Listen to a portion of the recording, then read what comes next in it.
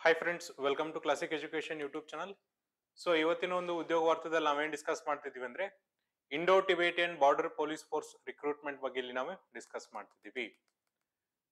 Detailed advertisement for recruitment to the post of sub inspector telecommunication head constable telecommunication constable telecommunication 2024 in brief. So ಯಾವ್ದಕ್ಕೋಸ್ಕರ ಈ ಒಂದು advertisement ಅನ್ನ ಹೊರಡಿಸಿದಾರೆ ಅಂದ್ರೆ recruitment to the sub inspector telecommunication constable telecommunication ಮತ್ತೆ head constable telecommunication ಗೆ ಈ ಒಂದು ಅಡ್ವರ್ಟೈಸ್ಮೆಂಟ್ ಅನ್ನ ಹೊರಡಿಸಿದ್ದಾರೆ. Online applications R invited from eligible mail candidates, eligible male and female Indian citizens possessing education qualification and age as prescribed below for filling up of following vacancies to the post of sub inspector telecommunication group B, non-gazetted non-ministerial and head constable telecommunication constable telecommunication group C, non-gazetted non-ministerial on temporary basis likely to be permanent in ITBPF. So ನೋಡ್ರಿ, online applications ನ ಯಾವ್ದಕ್ಕೋಸ್ಕರ ಕರೆದಿದ್ದಾರೆ ಅಂದ್ರೆ ಈ ಒಂದು head constable ಮತ್ತೆ constable ಮತ್ತೆ ಸಬ್ inspector telecommunication ವಿಭಾಗದಲ್ಲಿ ಇದು ಪುರುಷ ಮತ್ತೆ ಮಹಿಳಾ ಅಭ್ಯರ್ಥಿ ಇಬ್ಬರಿಗೂ ಕೂಡ ಕರೆದಿದ್ದಾರೆ. ಇಲ್ಲಿ ಸಬ್ ಇನ್ಸ್ಪೆಕ್ಟರ್ ಬಂದ್ರೆ ಗ್ರೂಪ್ ಬಿ ಹುದ್ದೆ ಆಗಿದೆ, ಹೆಡ್ ಕಾನ್ಸ್ಟೇಬಲ್ ಮತ್ತೆ ಕಾನ್ಸ್ಟೇಬಲ್ ಬಂದ್ರೆ ಗ್ರೂಪ್ ಸಿ ಹುದ್ದೆಗಳಾಗಿವೆ. ಆನ್ಲೈನ್ ಅಪ್ಲಿಕೇಶನ್ಸ್ ಯಾವಾಗ ಸ್ಟಾರ್ಟ್ ಆಗುತ್ತಂದ್ರೆ online applications mode will be opened 15th November 2024 and will be closed on 14th December 2024.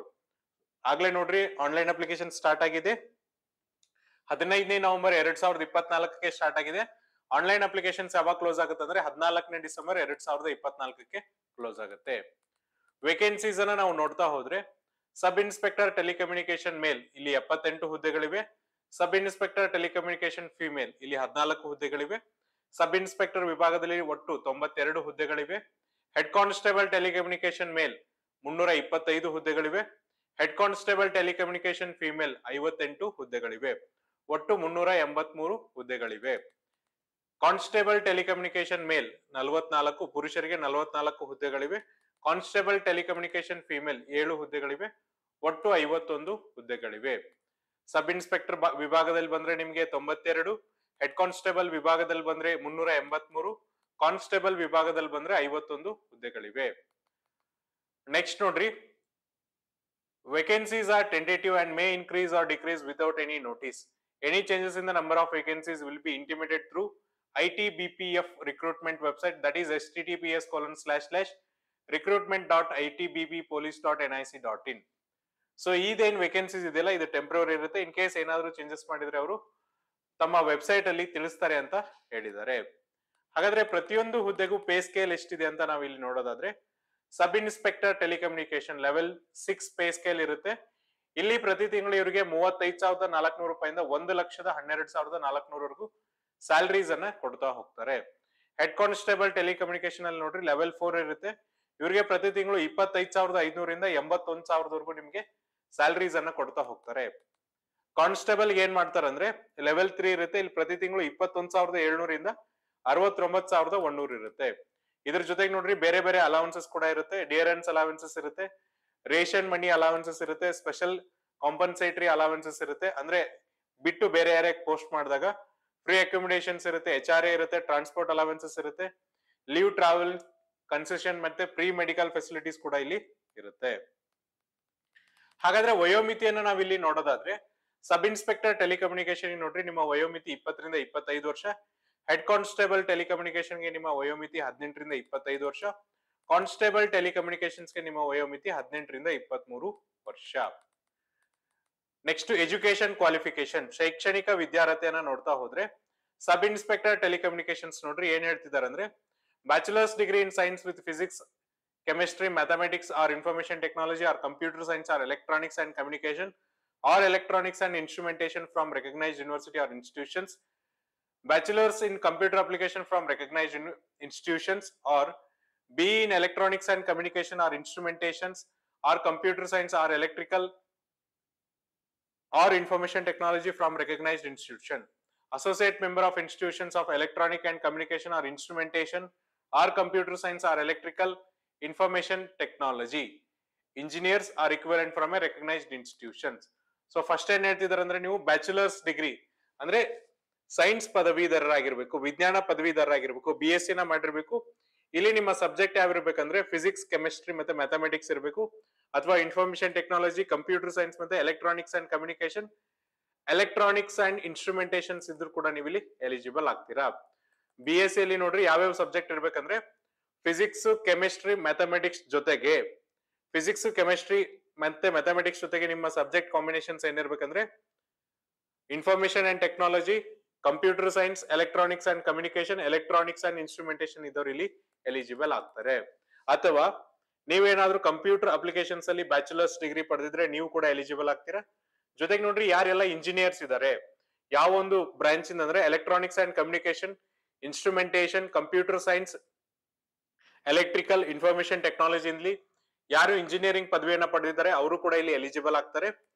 ಜೊತೆಗೆ ನೋಡ್ರಿ associate member institutions of electronics and communications ಕಡೆಯಿಂದ ನೀವು electronics and communication, instrumentation, computer science, electrical, information technology ಅಲ್ಲಿ engineering ಪದವಿಯನ್ನ ಪಡೆದಿದ್ರೆ ನೀವು ಸಹ ಇಲ್ಲಿ eligible ಆಗ್ತೀರಾ. Next ನೋಡ್ರಿ ಹೆಡ್ ಕಾನ್ಸ್ಟೇಬಲ್ ಟೆಲಿಕಮ್ಯುನಿಕೇಶನ್ಸ್ ನೋಡೋದಾದ್ರೆ 10+2 pass with physics, chemistry and mathematics having aggregate of 45 marks in physics, chemistry and mathematics from recognized board or university. 10th class pass from a recognized board with a 2 years industrial training institute certificate in electronics or electrical or computer from a recognized institute.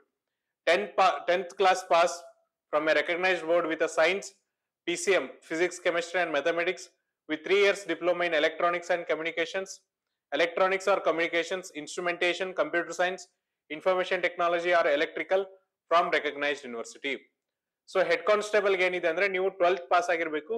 So ಇಲ್ಲಿ 12th ಯಾರ್ಯಾರು pass ಆಗಿರ್ಬೇಕಂದ್ರೆ science ಅವ್ರು pass ಆಗಿರ್ಬೇಕು. ನೀವು physics, chemistry, mathematics ಅಲ್ಲಿ ಏನಪ್ಪಾ ಅಂದ್ರೆ 12th ಅನ್ನ ಮಾಡಿರ್ಬೇಕಂದ್ರೆ PUC science ಅನ್ನ ಮಾಡಿರ್ಬೇಕು. ಜೊತೆಗೆ ಫಿಸಿಕ್ಸ್, ಕೆಮಿಸ್ಟ್ರಿ, ಮ್ಯಾಥಮೆಟಿಕ್ಸ್ ಅನ್ನ ಅಗ್ರಿಗೇಟ್ ತೆಗೆದಾಗ 45 ಅಂಕಗಳು ಬರ್ಬೇಕಂತ ಹೇಳ್ತಿದ್ದಾರೆ. ಅಥವಾ ನೆಕ್ಸ್ಟ್ ನೀವ್ ಏನ್ ಮಾಡಿರ್ಬೇಕಂದ್ರೆ ನಾನು PUC ಮಾಡಿಲ್ಲಪ್ಪ, ಸೈನ್ಸ್ ಮಾಡಿಲ್ಲ ಅಂದ್ರೆ ನೆಕ್ಸ್ಟ್ ಆಪ್ಷನ್ ಏನಿಟ್ಟದಂದ್ರೆ ನೀವು 10th ಪಾಸ್ ಆದ್ಮೇಲೆ ನೋಡ್ರಿ ITI ಸರ್ಟಿಫಿಕೇಟ್ ಅನ್ನ ಹೊಂದಿರಬೇಕು. ITI ನ ಯಾವ್ದ್ರಲ್ಲಿ ಅಂದ್ರೆ ಎಲೆಕ್ಟ್ರಾನಿಕ್ಸ್ ಅಥವಾ ಎಲೆಕ್ಟ್ರಿಕಲ್ ಅಥವಾ ಕಂಪ್ಯೂಟರ್ ಅಲ್ಲಿ ನೀವು ಸರ್ಟಿಫಿಕೇಟ್ ಅನ್ನ ಪಡೆದಿದ್ರೆ ನೀವು ಸಹ ಇಲ್ಲಿ ಎಲಿಜಿಬಲ್ ಆಗ್ತೀರಾ. ಇದನ್ನು ಮಾಡ್ಲಿಲ್ಲ ಅಂದ್ರೆ ನೀವು 10th ಪಾಸ್ ಆದ್ಮೇಲೆ ನೀವು 3 ವರ್ಷ ಡಿಪ್ಲೊಮಾನ ಮಾಡಿರ್ಬೇಕು. Electronics or communications or instrumentation or computer science or information technology or electrical ಅಂದ್ರೆ ನೋಡ್ರಿ ಡಿಪ್ಲೊಮಾನ ಯಾವ ಒಂದು ಬ್ರಾಂಚ್ ಅಲ್ಲಿ ಮಾಡಿರ್ಬೇಕಂದ್ರೆ ಒಂದು ಎಲೆಕ್ಟ್ರಾನಿಕ್ಸ್ ಅಲ್ಲಿ ಮಾಡಿರ್ಬೇಕು, ಅಥವಾ ಕಮ್ಯುನಿಕೇಶನ್ ಅಲ್ಲಿ ಮಾಡಿರ್ಬೇಕು, ಅಥವಾ ಇನ್ಸ್ಟ್ರುಮೆಂಟೇಶನ್ಸ್ ಒಳಗಡೆ ಮಾಡಿರ್ಬೇಕು, ಅಥವಾ ಕಂಪ್ಯೂಟರ್ ಸೈನ್ಸ್ ಒಳಗೆ ಮಾಡಿರ್ಬೇಕು, ಅಥವಾ ಇನ್ಫಾರ್ಮೇಶನ್ ಟೆಕ್ನಾಲಜಿ ಒಳಗೆ ಮಾಡಿರ್ಬೇಕು, ಅಥವಾ ಎಲೆಕ್ಟ್ರಿಕಲ್ ಒಳಗೆ ಮಾಡಿರ್ಬೇಕು. ಅಂತವ್ರು ಇಲ್ಲಿ ಎಲಿಜಿಬಲ್ ಆಗ್ತಾರೆ. ನೆಕ್ಸ್ಟ್ ನೋಡ್ರಿ ಕಾನ್ಸ್ಟೇಬಲ್ ಗೆ ಏನದಂದ್ರೆ ಜಸ್ಟ್ ನೀವು SSLC ಪಾಸ್ ಆಗಿದ್ರೆ ಸಾಕು, ನೀವು ಈ ಹುದ್ದೆಗಳಿಗೆ ಎಲಿಜಿಬಲ್ ಆಗ್ತೀರಾ. ಜೊತೆಗೆ ಏನ್ ಹೇಳ್ತಿದಾರೆ ಅಂದ್ರೆ ಡಿಸೈರಬಲ್ ಏನಂದ್ರೆ diploma certificate course from industrial training institute R any other recognised institute. ಅಂದ್ರೆ ಅವ್ರು ಇಚ್ಛೆ ಪಡೋದು ಯಾರಂದ್ರೆ ಡಿಪ್ಲೊಮಾ ಮತ್ತ ITI ಮಾಡಿದವ್ರು ಬಂದ್ರೆ ಇನ್ನೂ ಚೆನ್ನಾಗಿರುತ್ತೆ ಅಂತ ಅವರು ಹೇಳ್ತಿದ್ದಾರೆ. ಬಟ್ ನಿಮ್ಮ ಎಜುಕೇಶನ್ ಕ್ವಾಲಿಫಿಕೇಶನ್ಸ್ ಬಂದ್ರೆ ಜಸ್ಟ್ 10th ಪಾಸ್ ಆಗಿದ್ರೆ ಸಾಕು, ನೀವು ಇಲ್ಲಿ ಎಲಿಜಿಬಲ್ ಆಗ್ತೀರಾ. ಜೊತೆಗೆ ನೋಡ್ರಿ ಬೋನಸ್ ಮಾರ್ಕ್ಸ್ ಅನ್ನು ಕೂಡ ಕೊಡ್ತಿದ್ದಾರೆ. Degree holders in subject concern with telecommunications and electronics ಅಂದ್ರೆ ಟೆಲಿಕಮ್ಯುನಿಕೇಶನ್ಸ್ ಮತ್ತೆ ಎಲೆಕ್ಟ್ರಾನಿಕ್ಸ್ ಅಲ್ಲಿ ನೀವು ಡಿಗ್ರಿಯನ್ನ ಪಡೆದಿದ್ರೆ, ಪದವಿಯನ್ನ ಪಡೆದಿದ್ರೆ 5 ಅಂಕಗಳು ಸಿಗುತ್ತೆ. ಡಿಪ್ಲೊಮಾನ ಮಾಡಿದ್ರೆ ನಿಮ್ಗೆ ಟೆಲಿಕಮ್ಯುನಿಕೇಶನ್ಸ್ ಮತ್ತೆ ಎಲೆಕ್ಟ್ರಾನಿಕ್ಸ್ ಅಲ್ಲಿ ನಿಮ್ಗೆ 3 ಅಂಕಗಳನ್ನ ಕೊಡ್ತಾರೆ. ITI ಹೋಲ್ಡರ್ಸ್ ಇದ್ರೆ ಅಥವಾ ITI ಅಲ್ಲಿ ನೀವು ಟೆಲಿಕಮ್ಯುನಿಕೇಶನ್ಸ್ ಮತ್ತೆ ಎಲೆಕ್ಟ್ರಾನಿಕ್ಸ್ ಅಲ್ಲಿ ITI ಅನ್ನ ಮಾಡಿದ್ರೆ ನಿಮ್ಗೆ 2 ಅಂಕಗಳನ್ನ ಕೊಡ್ತಾ ಹೋಗ್ತಾರೆ. ಇದಾದ್ಮೇಲೆ ನೋಡ್ರಿ ವಯೋಮಿತಿಯನ್ನ ನಾವು ಆಗ್ಲೇ ಹೇಳಿದ್ವಿ 20 ರಿಂದ 25 ವರ್ಷ ಅಂತ ಹೇಳಿ. ಬಟ್ ಯಾವ ಡೇಟ್ ಇಂದ ನೀವು ಎಲಿಜಿಬಲ್ ಆಗ್ತೀರಾ ಅನ್ನೋದನ್ನು ಕೂಡ ನಾವಿಲ್ಲಿ ನೋಡ್ತಾ ಹೋಗೋಣ. ಸಬ್ ಇನ್ಸ್ಪೆಕ್ಟರ್ ಟೆಲಿಕಮ್ಯುನಿಕೇಶನ್ಸ್ ನೋಡ್ರಿ ನಿಮ್ಮ ಒಂದು ಜನ್ಮ ದಿನಾಂಕ 14/12/1999 ರಿಂದ 14/12/2004 ಒಳಗಡೆ ಇರಬೇಕಾಗುತ್ತೆ. ಅದೇ ಹೆಡ್ ಕಾನ್ಸ್ಟೇಬಲ್ ಟೆಲಿಕಮ್ಯುನಿಕೇಶನ್ಸ್ ನೋಡ್ರಿ ನಿಮ್ಮ ಒಂದು ಜನ್ಮ ದಿನಾಂಕ ಏನಪ್ಪಾ ಅಂದ್ರೆ 14/12/1999 ರಿಂದ 14/12/2006 ಒಳಗಡೆ ಇರಬೇಕಾಗುತ್ತೆ. ಕಾನ್ಸ್ಟೇಬಲ್ ಟೆಲಿಕಮ್ಯುನಿಕೇಶನ್ಸ್ ಅನ್ನ ನಾವು ನೋಡೋದಾದ್ರೆ ನಿಮ್ಮ ಒಂದು ಜನ್ಮ ದಿನಾಂಕ ನೋಡ್ರಿ 14/12/2001 ರಿಂದ 14/12/2006 ಒಳಗಡೆ ಇರಬೇಕಾಗುತ್ತೆ. ಯಾರೆಲ್ಲ ಎಕನಾಮಿಕಲ್ ವೀಕರ್ ಸೆಕ್ಷನ್ ಕ್ಯಾಂಡಿಡೇಟ್ ಇದ್ರಲ್ಲ ನೀವು EVS ಸರ್ಟಿಫಿಕೇಟ್ ಅನ್ನ 14/12/2024 ಮುಂಚೆ ತೆಗೆದುಕೊಳ್ಬೇಕಂತ ಅವರು ಕಂಡೀಷನ್ಸ್ ಹೇಳ್ತಿದ್ದಾರೆ. ಜೊತೆಗೆ ನೋಡ್ರಿ ವಯೋಮಿತಿ ಸಡಲಿಕೆ ಕೂಡ ಇದೆ. SC ST ಅಭ್ಯರ್ಥಿಗಳಿಗೆ 5 ವರ್ಷ ವಯೋಮಿತಿ ಸಡಲಿಕೆ ಇದೆ. OBC ನಾನ್ ಕ್ರಿಮಿ ಲೇಯರ್ ಅಭ್ಯರ್ಥಿಗಳಿಗೆ 3 ವರ್ಷ ವಯೋಮಿತಿ ಸಡಲಿಕೆ ಇದೆ. ಎಕ್ಸ್ ಸರ್ವಿಸ್ ಮ್ಯಾನ್ ಮಾಜಿ ಸೈನಿಕರಲ್ಲಿ ನೋಡ್ರಿ ಅನ್ರಿಸರ್ವ್ಡ್ ಕ್ಯಾಟಗರಿ ಬಂದ್ರೆ 3 ವರ್ಷ ವಯೋಮಿತಿ ಸಡಲಿಕೆ, ಒಬಿಸಿ ಬಂದ್ರೆ 6 ವರ್ಷ ವಯೋಮಿತಿ ಸಡಲಿಕೆ, SC ST ಬಂದ್ರೆ 8 ವರ್ಷ ವಯೋಮಿತಿ ಸಡಲಿಕೆ ಇದೆ.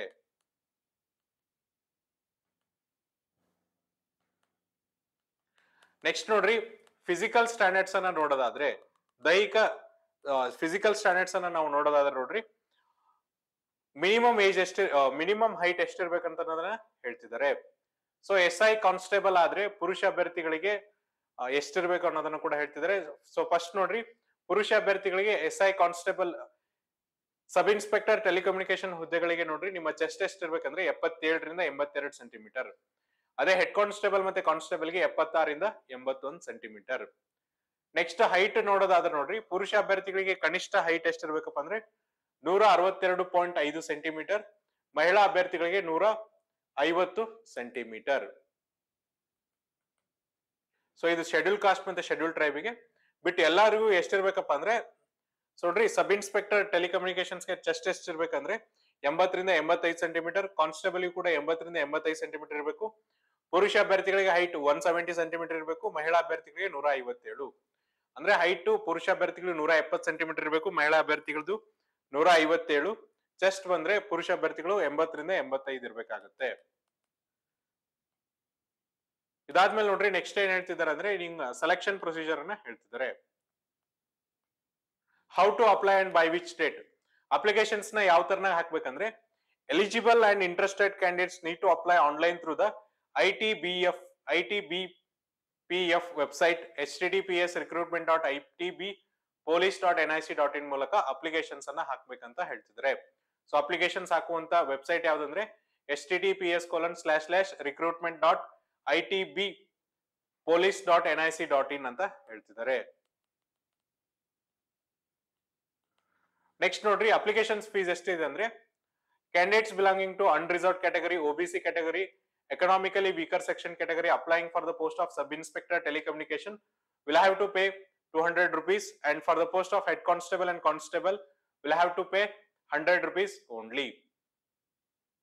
Candidates belonging to scheduled caste, scheduled tribe, ex-servicemen and females are exempted from paying application fees. ಇಲ್ಲಿ ನೋಡ್ರಿ, SC ST ಅಭ್ಯರ್ಥಿಗಳಿಗೆ ಮತ್ತೆ ಎಕ್ಸ್ ಸರ್ವಿಸ್ಮೆನ್ ಮಾಜಿ ಸೈನಿಕರಿಗೆ ಮತ್ತೆ ಮಹಿಳಾ ಅಭ್ಯರ್ಥಿಗಳಿಗೆ ಯಾವುದೇ ತರನಂತ ಅಪ್ಲಿಕೇಶನ್ ಫೀಸ್ ಇರಲ್ಲ. ಇದು ಬಿಟ್ಟು ಎಲ್ಲರಿಗೆ ಎಷ್ಟಪ್ಪ ಅಂದ್ರೆ, ಸಬ್ ಇನ್ಸ್ಪೆಕ್ಟರ್ ಹುದ್ದೆಗಳಿಗೆ ನೀವು ಅಪ್ಲಿಕೇಶನ್ಸ್ ಹಾಕ್ತಿದ್ರೆ 200 ರೂಪಾಯಿ ಅಪ್ಲಿಕೇಶನ್ ಫೀಸ್ ಅನ್ನ ತುಂಬಬೇಕು. ಕಾನ್ಸ್ಟೇಬಲ್ ಮತ್ತೆ ಹೆಡ್ ಕಾನ್ಸ್ಟೇಬಲ್ ಹುದ್ದೆಗಳಿಗೆ ನೀವು ಅಪ್ಲಿಕೇಶನ್ಸ್ ನ ಹಾಕ್ತಿದ್ರೆ ನೀವು 100 ರೂಪಾಯಿ ಅಪ್ಲಿಕೇಶನ್ ಫೀಸ್ ಅನ್ನ ತುಂಬಬೇಕಾಗುತ್ತೆ. ಸೊ ಇದನ್ನು ಕೂಡ ನೀವೇನಂದ್ರೆ https://recruitment.itbpolice.nic.in ಮೂಲಕನೇ ಅಪ್ಲಿಕೇಶನ್ ಫೀಸ್ ಅನ್ನ ತುಂಬಬೇಕಾಗುತ್ತೆ. ಅಪ್ಲಿಕೇಶನ್ ಫೀಸ್ ಅನ್ನು ತುಂಬೋದಕ್ಕೆ ಕೊನೆಯ ದಿನಾಂಕ ಬಂದು 14ನೇ ಡಿಸೆಂಬರ್ 2024. ಸೆಲೆಕ್ಷನ್ ಪ್ರೊಸೆಸ್ ನೋಡ್ರಿ ಯಾವ ತರನಾಗಿರುತ್ತೆ ಅಂದ್ರೆ, ಫೇಸ್ 1 ಅಲ್ಲಿ ನಿಮಗೆ ಫಿಸಿಕಲ್ ಟೆಸ್ಟ್ ಇರುತ್ತೆ, ಫಿಸಿಕಲ್ ಎಂಡ್ಯೂರೆನ್ಸ್ ಟೆಸ್ಟ್ ಅಥವಾ ಫಿಸಿಕಲ್ ಎಫಿಷಿಯನ್ಸಿ ಟೆಸ್ಟ್ ಇರುತ್ತೆ. ಸೊ ಫಸ್ಟ್ ನೋಡ್ರಿ, ನಿಮಗೆ ಫಿಸಿಕಲ್ ಎಫಿಷಿಯನ್ಸಿ ಟೆಸ್ಟ್ ಇರುತ್ತೆ. ಫಿಸಿಕಲ್ ಎಫಿಷಿಯನ್ಸಿ ಟೆಸ್ಟ್ ಅಲ್ಲಿ ನೋಡ್ರಿ, ಸಬ್ ಇನ್ಸ್ಪೆಕ್ಟರ್ ಮೇಲ್ ಇವ್ರಿಗೆ ಏನಂದ್ರೆ 100 ಮೀಟರ್ ಅನ್ನ ನೀವ್ ಏನ್ ಮಾಡ್ಬೇಕಂದ್ರೆ 16 ಸೆಕೆಂಡ್ಸ್ ಅಲ್ಲಿ ಓಡ್ಬೇಕಾಗುತ್ತೆ.